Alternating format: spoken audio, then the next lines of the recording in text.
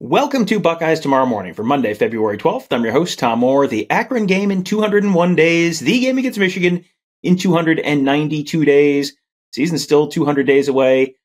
But gambling season, well, that has already started around college football. Some of the very early lines on some of the big games of the year are out. Some of the over-unders on teams are out. Some of the national championship odds are out.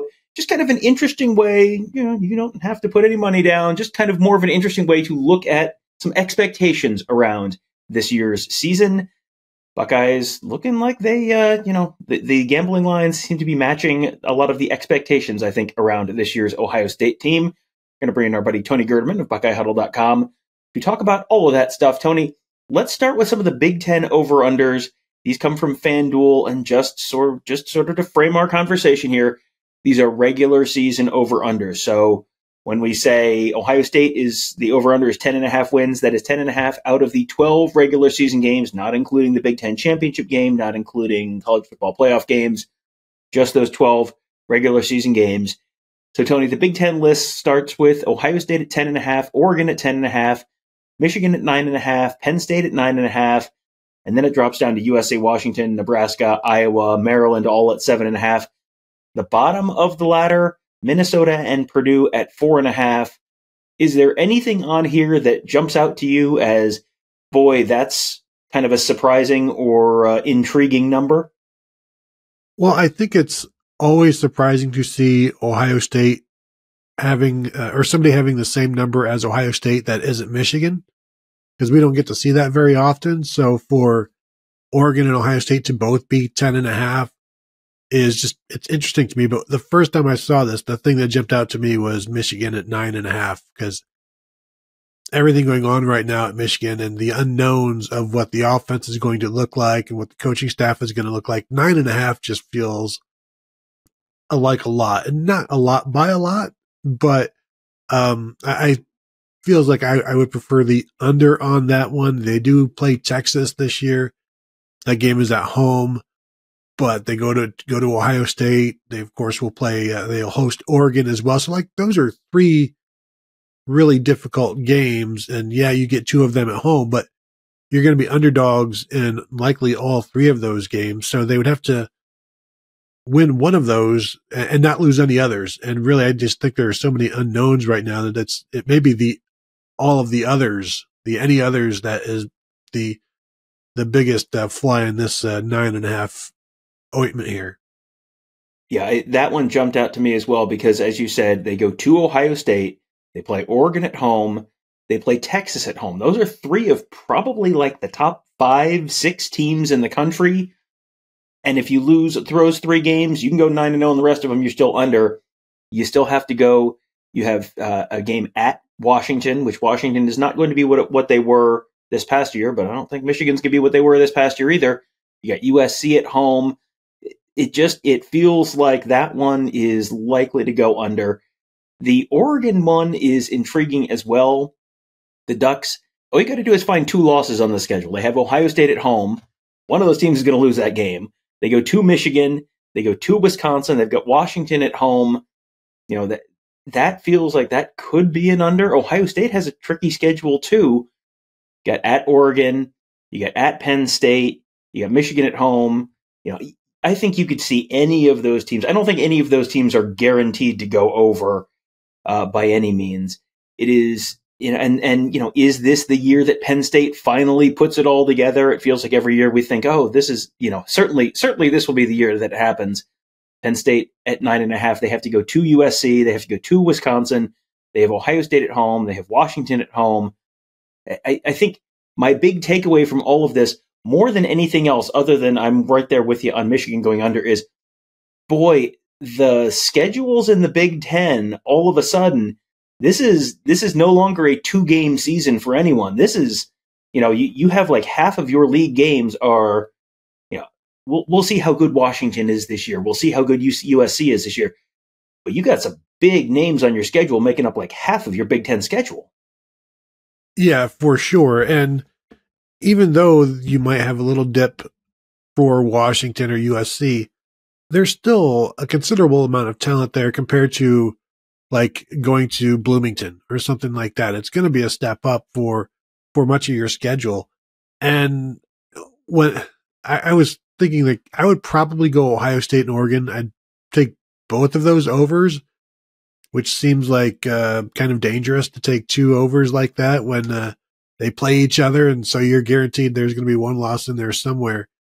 But when you look at that Oregon schedule, I mean, it's pretty favorable, but you do have a stretch where you go to Michigan, then you've got Maryland at home, but then you go to Wisconsin, and then you have a week off, then you've got Washington at home. So there are definitely opportunities for tripping up.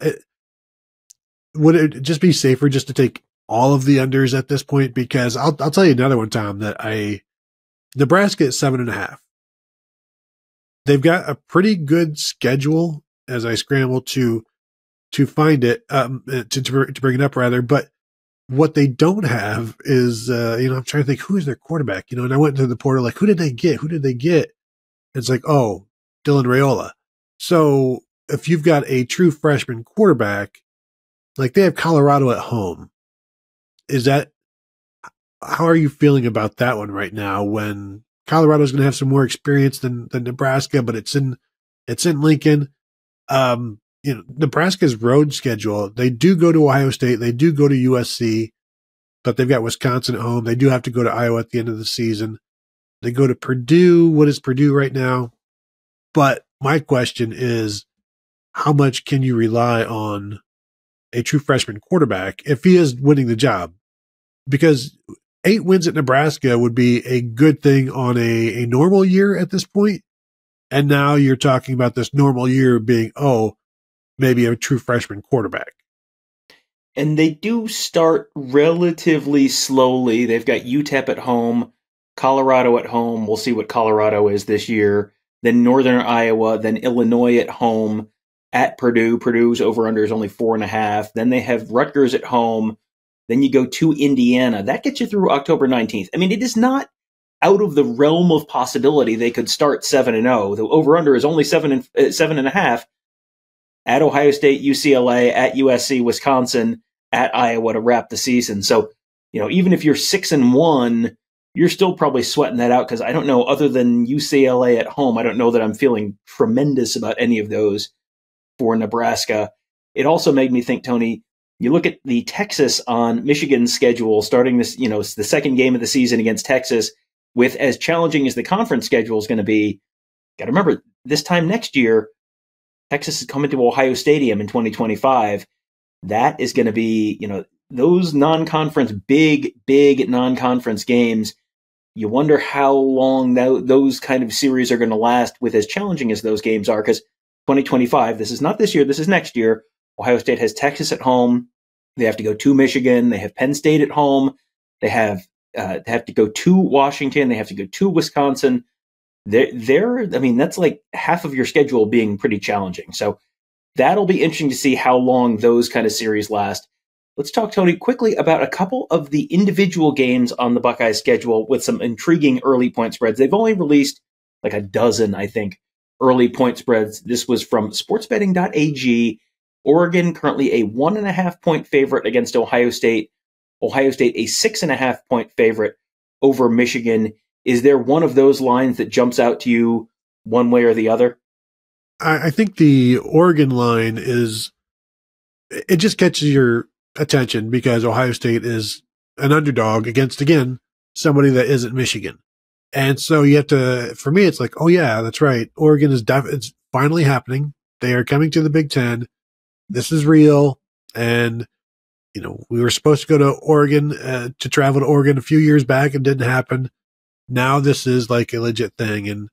And, they've replaced Bo Nix with Dylan Gabriel. We'll see how effective that is, but like Oregon is real. And so, being a 1.5 point underdog, I'd be interested to see how long it stays that way or which way it goes. Did the 6.5 feel a little low for you though, Tom? I have been saying for a couple months now, even going back to the middle of last fall, if you can find a Michigan fan who's willing to give you or willing to take 10 points or even 14 points for the 2024 Ohio State Michigan game, you should seek them out and you should seek to reach an agreement with them. Because I think this is going to be a real step back year for Michigan. And this is a year where it feels like a lot of stuff is lining up for Ohio State to have a pretty good year. Yeah, I think the Oregon line, I think you could see that either way. Autzen Stadium is a difficult place to play. There's a crown on the field there, Tony. There's a little deep cut for you. So that's got to watch out for the crown on the field. Also the crowd noise there. But that's that is a team that is, you think of them as the cutesy little, they've got the cute little uniforms and they run the little. It's like no. Dan Lanning is going to mash your face in. This is not the old Oregon football team. I think that's going to be a real challenging one for Ohio State. The Michigan game, yeah. You and I, again, I think everyone listening to this is going, oh, yeah, of course they're going to pick Ohio State to beat Michigan. Yeah. Tony and I both picked Michigan to beat Ohio State last year. Don't worry. We will tell you what we think. I think Ohio State is going to kick Michigan's face in this year. There you go. I have said it out loud. We will find out in 292 days whether or not I am correct. Finally, Tony, let's just hit on a couple of the national championship odds. Georgia, the favorite at plus 300, so you can get 3-1 on Georgia. Ohio State plus 500, 5-1 odds there. Texas plus 700. Alabama plus 1,100. If you can short that one, I would advise you to, if you can find a place to take the other side of that action, you might want to look into that one. Oregon plus 1,200, LSU plus 1,300. I mean, of the 5 top teams there on the national championship odds, Michigan plays 3 of them, and again, their over/under for the season is 9.5. So you want to know why we're saying that the under on Michigan? There's a lot of your answer.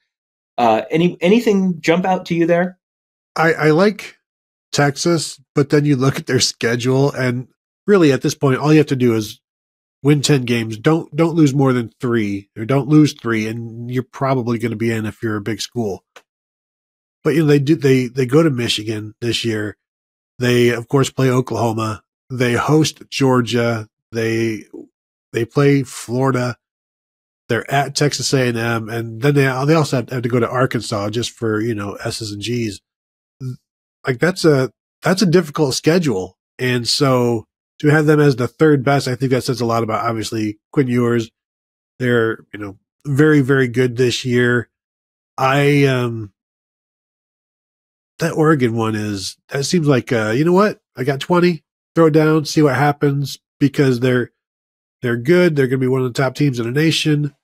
They'll be battle tested by that point. And, a year ago at this time, when it was like the top 4 or whatever, and for the past couple of years, you say, just give me the top 4. You can have the field. Like we would have gotten that one wrong last year because Michigan was not in that top 4.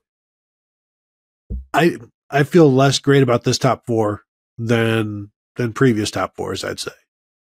Well, you got to remember, with 12 teams in there, all you got to do is get in. And if Oregon is a 10.5 is their over/under on wins, that's that's Vegas kind of telling you they're expecting them to be in the Big Ten championship game, which means they're, if it's Oregon and Ohio State are essentially, even in terms of over/under, those are the ones that are favored to make the Big Ten championship game.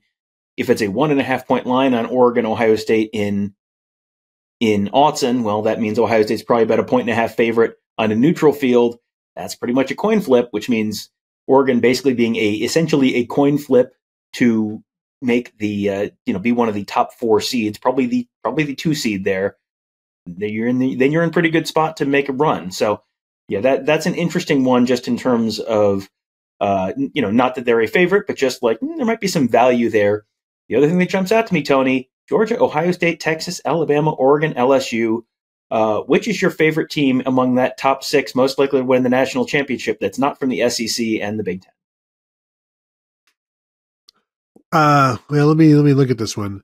Yeah, that's a good question. Who is the non is Florida State, Clemson? I mean, just the old standbys. Like, what else is? Yeah, I mean, we talk about this as the Power Two, and it's sort of shaping up to be the SEC and the Big Ten sort of taking over college football. You look at that, and it's like, boy, you might not be talking about that in the future tense as much as you are in the present tense if this plays out the way Vegas is expecting it to, and that is obviously never a guarantee. We'll see what Florida State or Clemson or I don't know, TCU made the national championship game just a year ago, so you never know. But we'll see how this season all plays out. But should be, I mean, Vegas seems to agree with our general consensus that Ohio State should be pretty good this year. So might be an interesting season. If you were an Ohio State football fan, you might want to just kind of pay attention this year. You might watch your team win a few games. So wouldn't that be a fun and different experience for Ohio State football fans, watching their team win a few games? So we will we will be there for all those games, including, as Tony said, that trip out to Autzen. I'm really looking forward to that one. I was really bummed. There were a lot of bummers in 2020. Missing out on that trip was definitely one of them. But finally getting out there, that's one of those stadiums I've had on the top of my list to go see at some point. I'm looking forward to getting out there and crossing that one off my list. And Washington Stadium in a few years. So it should be a fun year. It'd be a fun year as well at BuckeyeHuddle.com. Tony, Kevin, and I covering the team. Mark covering recruiting. Mark is down at in a UA camp right now, an Under Armour camp down in Florida, covering some of the South's top prospects. There's some really interesting coverage there on the Huddle board presented by Jeff Ruby Steakhouse at BuckeyeHuddle.com right now, coming from Mark. And you can find more on our YouTube channel as well at youtube.com/BuckeyeHuddle. Lots of interesting stuff coming for you. Hoping to have some more player and coach interviews for you a little later on this month. You're going to hear a little more from Ryan Day on tomorrow's show. So lots of interesting stuff coming for you, all at BuckeyeHuddle.com and youtube.com/BuckeyeHuddle. That will do it for today. Thank you guys all for joining us. Have a great day. We will talk to you tomorrow.